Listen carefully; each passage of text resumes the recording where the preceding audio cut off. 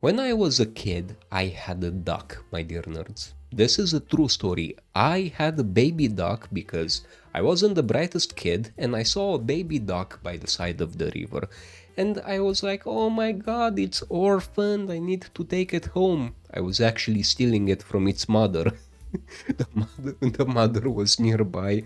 I just had no idea. So I took it home. And my grandparents at the rural house didn't have ducks. They didn't know what the heck to do with it. So they just plopped it with the baby chickens. And that poor freaking duck, as you imagine, grew up to think that it's just a very socially awkward chicken which couldn't do the chicken stuff, and it just probably thought that it was, out of place and an outcast and not good what it was supposed to do, when in fact that duck was perfectly functional duck. It was very good probably at the duck things. I don't know, because I was actually living in the city. I was just visiting my old folks at the countryside. But if that duck, and I promise I'm gonna get on with the RG CubeXX in a second, but if that duck would have been allowed to live its life as a duck, doing duck things, quacking and, floating like a boat on the river, then that duck would have had a glorious life. It would have enjoyed life. It wouldn't have been the depressed, awkward-looking chicken inside the chicken social circle. And the main comparison that I'm drawing from this story is that the RG CubeXX was always an odd duck when it came to having Android in its RG Cube, aka normal version, Android form. Look, my dear nerds, I know a lot of you love your RG cubes and that's perfectly okay, but you must concede on this following point with me. Everything on Android just works better with 4x3 or 16:9. And I'm not just talking about Android games, I'm talking about emulation as a whole. Pico 8, which is the one native 1:1 aspect ratio system, isn't native on Android, but it is native on Linux. And this, the RG CubeXX, being a Linux handheld, actually has a specific role now. And personally, I'm so freaking happy with this because I've always felt like it was in a weird no man's land up until this point. But anyway, rants aside, let's have a look at this thing. There's actually quite very little to talk about here, because if you've held an RG Cube, and by that I mean this guy, ever in your hand, then the RG CubeXX is identical when it comes to how it feels. It's simply the same shell. Look at this. There's nothing different. I mean, there are some differences. For example, the RG CubeXX has no reason to have a dedicated fan, which I kinda like. This fan always felt a bit out of place for me. I'm glad that in the new RG 406H, the exhaust will be on top and not here. It just seems cleaner like this, and this I can only applaud. Granted, I do think they have a lot of extra space in this shell, because let's face it, these single board handhelds, on the inside, they don't take a lot of space. They have the same guts that we saw in the RG35XXH, and that thing is thin as heck compared to this one. But hey, you won't see me complaining because this is actually a pretty darn comfortable handheld. We have these bumpers in the back, these grips, or whatever I should call them. I don't know why the heck I chose a white one, because it totally blows up my camera, but I hope you guys can see. Lit NXT, which sent me this review unit, they were kind enough to ask me, hey Vlad, what color do you want? And for a split second I felt, colorful. I felt like I wanted diversity in my handheld collection. I regret my freaking decision. I should have gotten this in black. all my other handhelds are in black. This one in my collection sticks out like a sore thumb, to be honest. But this is not to say that it isn't beautiful. Look at it, it's just pristine. This pure white is absolutely minimalist, but this isn't a bad thing. Look at this white, it seems freaking pristine, it seems pure, it's like it's gonna give birth to our savior or something. That's how pure this handheld feels in this white. And if you want to get one of your own, I'm gonna leave a link to LitNXT in the video description, but as always, my dear nerds, this is not a sponsored video, no money exchanged hands, all my words here are my own. You know what, I actually wanted to do an unboxing, but there's simply nothing spectacular here, so I'm gonna skip through it. Bag, foam thing, card would come in this, and a manual and a cable here. That's it. And YouTube magic. Now that we got that out of the way, let's properly dive into this thing. And while it's booting, I want to highlight something that took me by surprise here. You might love this, I sure as heck did. The shoulders and the trigger buttons, they are like, how should I put this? Maybe I can get this on camera. They are bouncy and they are so satisfying to push. The shoulder buttons, for example, they don't make a sound. Try to listen. You might hear something, you might not. And these are the triggers. But I want you to pay a lot of attention to how my finger moves here. So freaking marshmallowy and soft. It's a totally new, different feeling that I had with shoulder and trigger buttons up until now, and I don't hate it. The buttons feel absolutely perfect. The D-pad feels especially nice. All the buttons, they have a certain bounce to them. It's very hard to describe. It's like they are working together with you.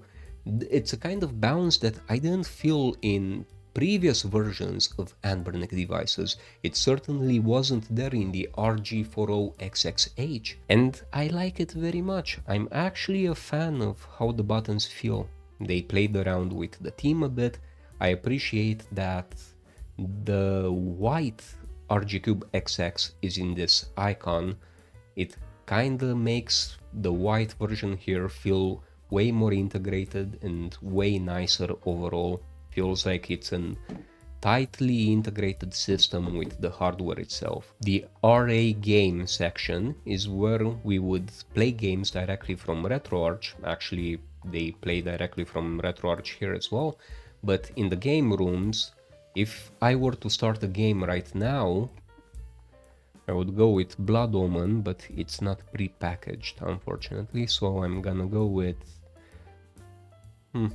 let's go with Hercules. So, when you open games from game rooms, you have this menu here, which is Anbernic's custom implementation. It gives you very little but essential control over how you might want to emulate your games.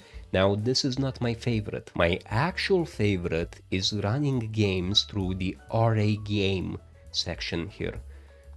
You can run the same freaking games as before, but when you do run something, you get access to the whole RetroArch menu, and this just gives you...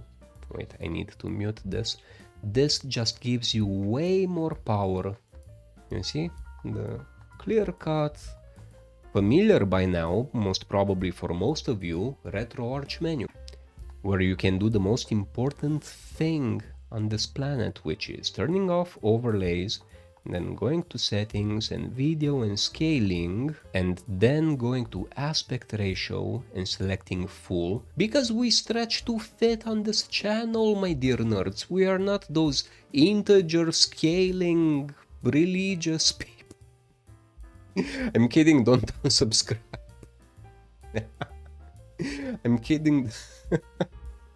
This is just a personal preference. Calm down, everybody. calm down, my dear nerds, it's all good. Look at how nice and full the screen looks now. It's almost like this is the natural way of playing things. I, at one point, will make a video on stretch to fit, but I don't want to get sidetracked. But tell me this doesn't look nice. Look at how a 4:3 aspect ratio console looks when we stretch it to 1:1. This is how one should play PlayStation or any other game for that matter. This is the way. This is the way, my dear nerds. This is how we do it. This is how we do it. I just love this. But this is not why you would want to buy this handheld. This does something exceptionally well, which not even the fancy as heck normal RG Cube can do. Although, in the way that I set it up, this one looks very, very nice right now. I'm very proud of this. I'm gonna make a tutorial on how to set up your Android handheld in a similar way to me. But why you would want an RG CubeXX is simply this: playing Pico 8. Some people, from what I saw, kind of hate Pico 8, and I kind of get it. It's not a retro console, but I don't hate it. It's sort of like a homage. It's a tribute to retro games because it's in the same style. And look how beautiful it looks on the screen. It looks absolutely amazing. This is what a native 1:1 screen shines at. It's freaking Pico 8. And this RG Cube, this Android handheld, and any other Android handheld can't do this, because you simply can't play Pico 8 natively on Android, but you can on Linux, and it looks absolutely amazing. Now, am I happy that they pre-bundle Pico 8 games? Not really. I truly think that we should all build our own game libraries. But I said it before and I'll say it again, this is where the CubeXX shines. Playing Pico 8, and it does the best job at it. In fact, realistically, I'm gonna say that the CubeXX is the one, pun intended, one by one screen type of handheld that does the job best than any other. And yeah, this includes the RG20SX from Powkiddy or the RGB 30 from Powkiddy. I truly think that this offers a superior experience to those. Now, would I have wanted to get the black unit so that I can mix and match with this one and confuse you, mother flippers? Of course. But obviously, I'm not that smart of a creature, and I'm so glad I have many friends that resonate with me. Because you're also here with me while making these mistakes. And somehow, while I was talking, I'm totally rocking this game. No, I'm actually, I saved it. Throughout that entire rant, I was apparently so good at this game that I was playing it and crushing it without even knowing. But yeah, my whole rant with Stretch to Fit from earlier was actually not random at all, because a lot of these handhelds might actually have to be stretched to fit on the 1:1 aspect ratio. Otherwise, you would simply lose precious screen real estate and you would have black bars on the top and the bottom. Look, for example, this is Contra. Everybody knows Contra. It's the staple of what we define as retro these days. And this is the one game that Ross himself uses to do the Contra test, which, by the way, this handheld totally passes. You see, if I only move it slightly from left to right while I hold the down arrow, the character doesn't move at all. But if I really rock it like a freaking madman, then the character moves, and in my opinion, this gives you a lot of precise control with the D-pad. I'm not feeling like this is a low quality or poopy kind of D-pad. I could enjoy playing with this. But going back to the aspect ratio, do you see how much screen we're losing here? We have this overlay to compensate with some NES freaking thing, which might be nice or might suck depending on your preference. And look at this right now. Now we have the whole freaking screen. And everybody here is 6 feet tall in this game now, so, you know, you also do them good. They are now quite sexier. The Contra guy, look, he's taller, and as a short person, I am really happy to grant other creatures this ability to not be short. Should I even test more systems on this thing? I don't think I should, because this has the same H700 chip, meaning that whatever you saw playing on the RG CubeXX or the vertical Linux handhelds from Anbernic, or the horizontal ones like the RG XXX, they all play the same freaking thing. In terms of performance, it's always been the same. This tops up at PSP and some Dreamcast, and let's say more than half of the catalog of Nintendo 64. This is what you can play on this. And of course, Pico 8, now that we have the screen, GBA, all of these, and some ports. If you're gonna put in the effort to properly port them yourself. I still don't like that Anbernic pre-bundles a lot of ports. But there we have it. In case you're a filthy pirate and you're excited by this, look, you filthy pirate, look, these are the games pre-bundled. Just think of this as the perfect machine to have if you wanted this, but you couldn't justify the price tag for this. Playing big consoles on this, like PS2, is sort of a pain in the neck if you don't like stretch to fit like I do. If you stretch stuff to fit, it's pretty okay. But this screen, you should always see it as not the most ideal thing to have in a powerful handheld when compared to 4x3. 4x3 would have been god tier on such a handheld. That's why I'm waiting for the RG 406H to properly release. And by properly release, I mean small channels like me to actually get their hands on it. But for 1x1, there's no other way of saying this. This is the go-to. This is what people should buy if they wanted this, but they saw no sense in emulating the higher consoles on this. Bleh.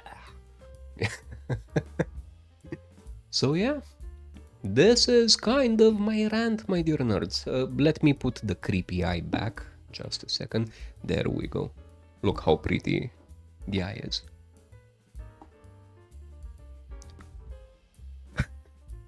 So, would I encourage you to get this? It depends on what you want to do with a retro handheld, my dear fleshy nerd. Do you want to emulate things that would sit well on a 4x3 screen? Then this would be a better fit for you. This is the RG40XXH, which is a 4x3 variant of this. And there's actually quite some differences. This one is thinner, this other one is more ergonomic. There's plus and minuses. You have to figure out what are your specific priorities. Do you want pocketability? Or do you want ergonomics and comfort? Personally, I do see a place for this one. This will be my primary Pico 8 go-to emulation handheld. Now, I'm not gonna lie to you and say that I'm desperately in love with Pico 8. No, I'm lukewarm with Pico 8, but I do find the whole platform fascinating. For me, Pico 8 is like... It's paying respect to the butterflies in the stomach that people get when they play normal retro games.